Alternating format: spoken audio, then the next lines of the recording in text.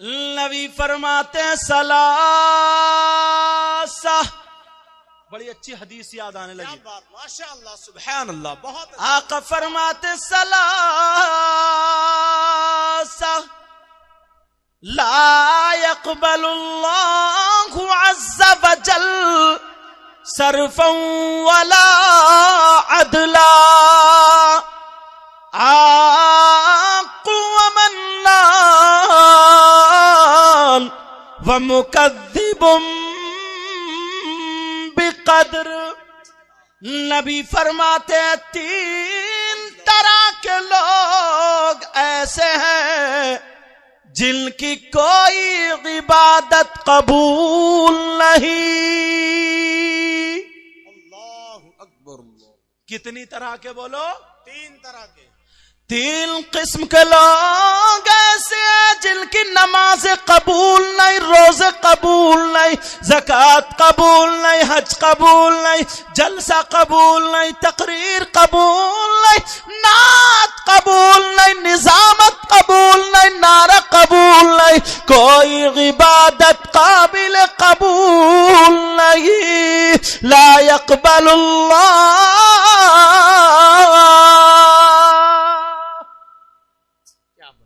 जिसका न फर्ज कबूल है न नफल कबूल। उन 3 लोगों को बताऊं कौन है? सुनना चाह रहे हो? बड़े सुस्ती से बोल रहे हो, क्या बात? मेरी बात ही बताओ, ज्यादा इको या वो तो नहीं है ना? सही है, मुझे तो अच्छा लग रहा है मैं, बाकी तुम लोग बताओ, सही है ना? आवाज साफ आ रही है? वो भी ज्यादा अगर, हाँ, वो भी अगर ज्यादा हूं हो या ज्यादा वो हो, इको, कानों में दर्द हो, वो भी अच्छा नहीं जी। वो मास्टर हैं, वो अच्छे से हमसे अच्छा जानते हैं, हम पढ़ने के मास्टर हैं, वो उसके मास्टर हैं, वो जो बेहतर होगा वो करेंगे। सुनो हजरत की, क्या समझ में आ रही है मेरी बात?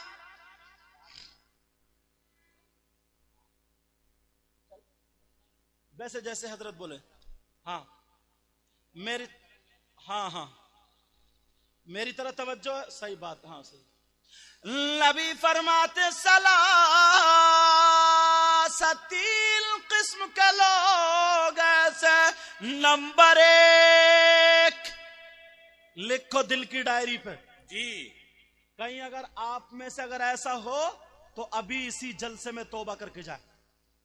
नबी फरमाते नंबर 1, बोलूं, अल-आक़ु लिवालिदैहि।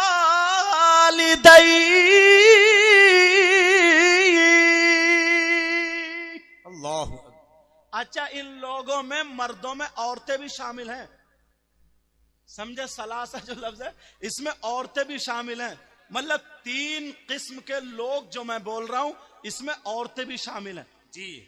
3 किस्म के लोग ऐसे जिनकी कोई इबादत काबिल कबूल नहीं।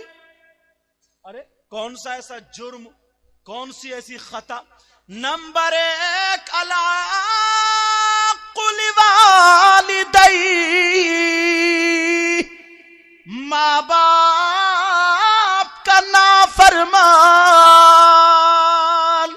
अल्लाह अकबर। माँ बाप को सताने वाला, माँ बाप को तकलीफ देने वाला, उसकी कोई इबादत काबिल कबूल नहीं।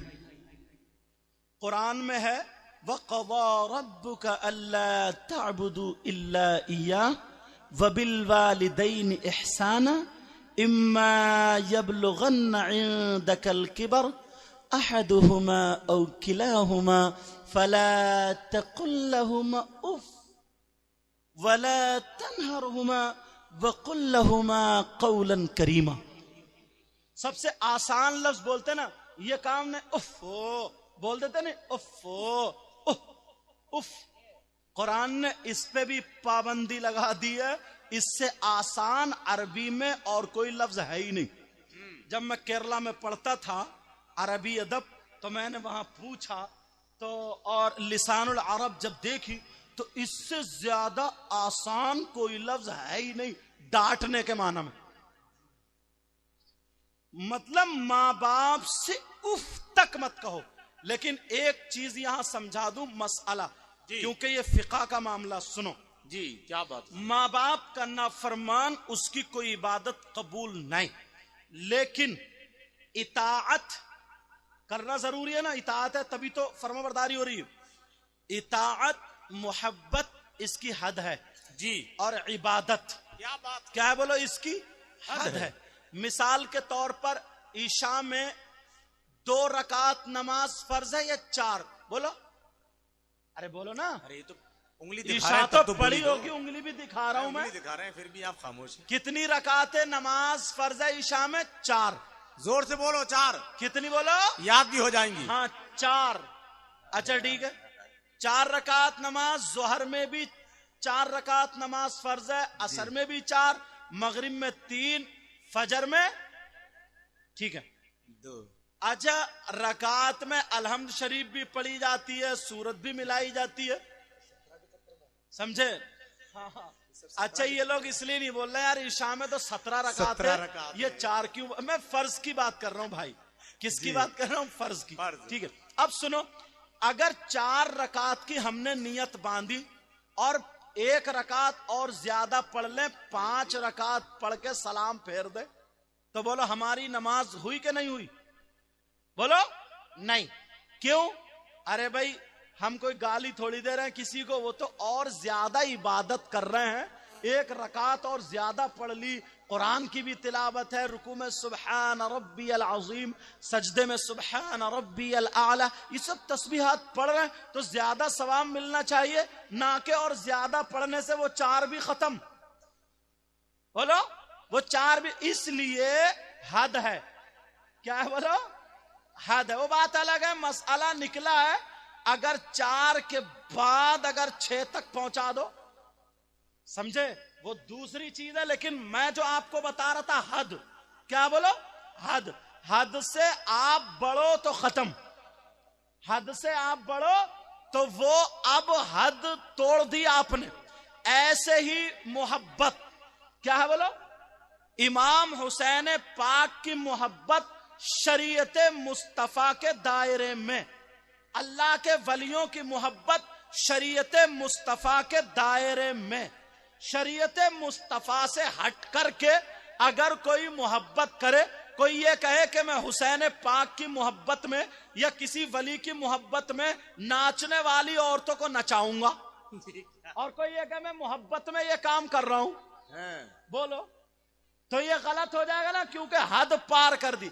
ऐसे ही वालिदैन की इताअत शरीयत मुस्तफा के दायरे में है जी। अगर किसी का बाप ये कहे बेटा अपनी शादी में नाचने वाली औरतें नचनियों को बुलाओ और तमाशा कराओ, अब ये बेचारा चक्कर में पड़ गए। यार एक तरफ तो माँ बाप का कहना मानना, अगर कहने नहीं मानेंगे तो जहन्नम।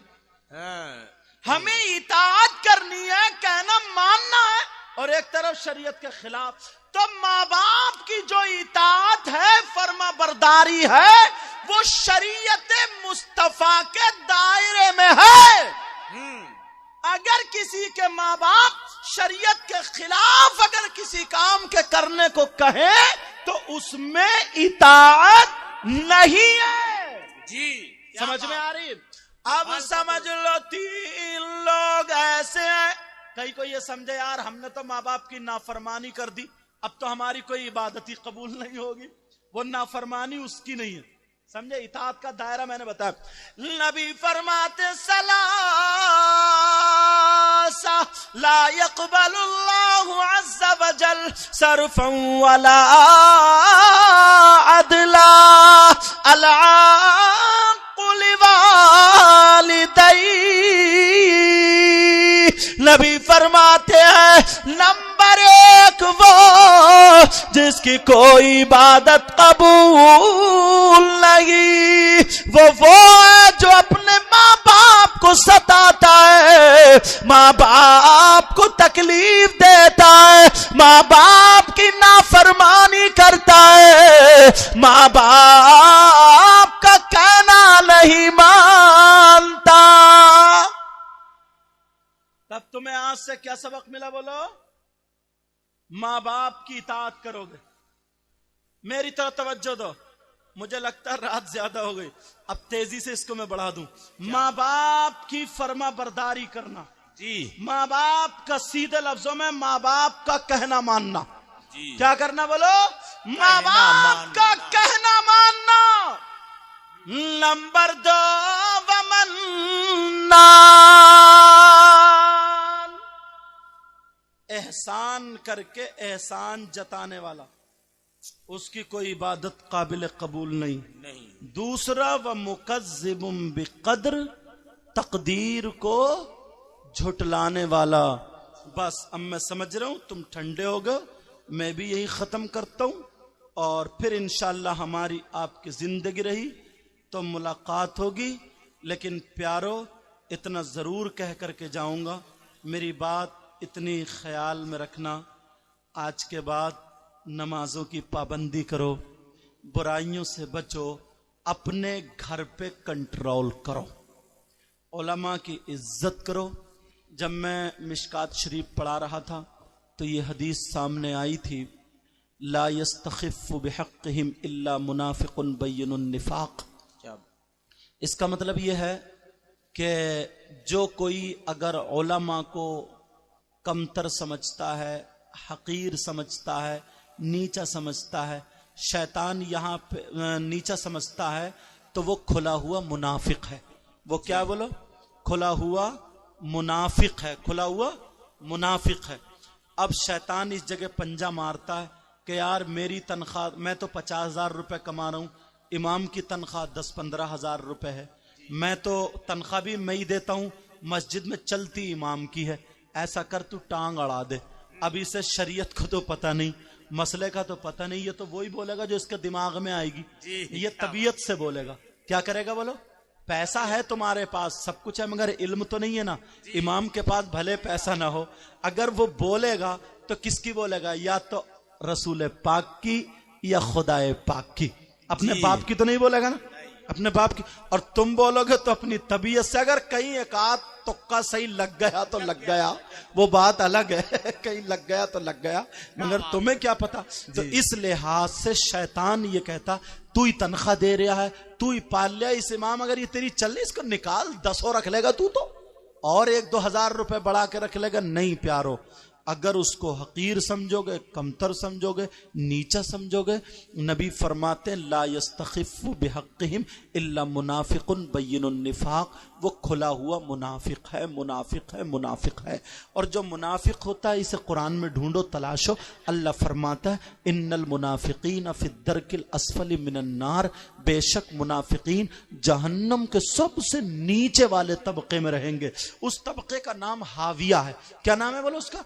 हाविया। इसमें 2 रिवायत, एक रिवायत तो यह है जहन्नम का वो तबका हाविया है जिसमें जहन्नम के और तबके भी पनाह मांगते, ए अल्लाह हमें उससे बचा दे। हजरत अब्दुल्लाह इब्न मसऊद ये कहते हैं कि वो जहन्नम का तबका है जहां पर जहन्नमियों का जिस्म आग की वजह से जल जल के सड़ता होगा, पीप, मैल, कचलो, ये सब निकल के आग के साथ काली आग में लपेटे मार मार के निकल के जिस गड्ढे में जमा होता है, जिसको हम लोग तालाब जैसे पानी जमा होता है ना, ऐसे ही वो गड्ढा है, उसमें जमा होता है आग के साथ। उस गड्ढे का नाम हाविया है। मुनाफिक को उसमें रखा जाएगा, ये अल्लाह फरमाता है।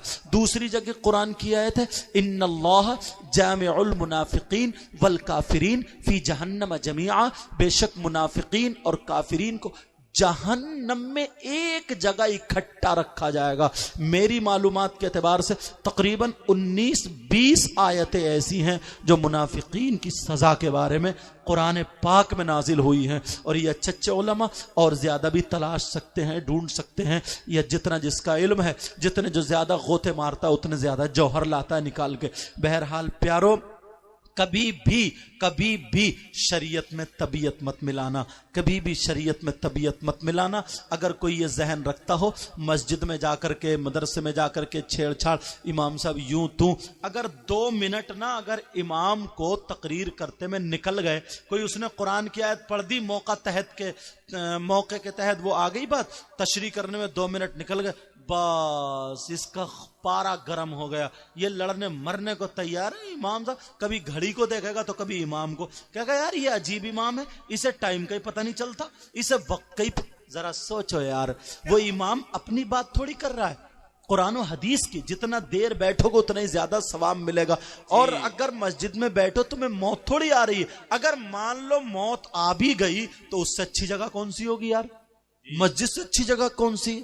मस्जिद से निकल के घंटों घंटों दरवाजे पे खड़े रहोगे, बातें करते रहोगे, खाली खड़े खड़े वक्त गुजार दोगे। लेकिन मस्जिद काटती है, मस्जिद में बैठना काटता है, मस्जिद में बैठ नहीं सकता, अल्लाह और रसूल की बात नहीं सुन सकता। मौका दिया है अल्लाह ने तो ज्यादा से ज्यादा वक्त निकालो। 5 वक्त की नमाज फर्ज है, समझ में आ गई? कभी भी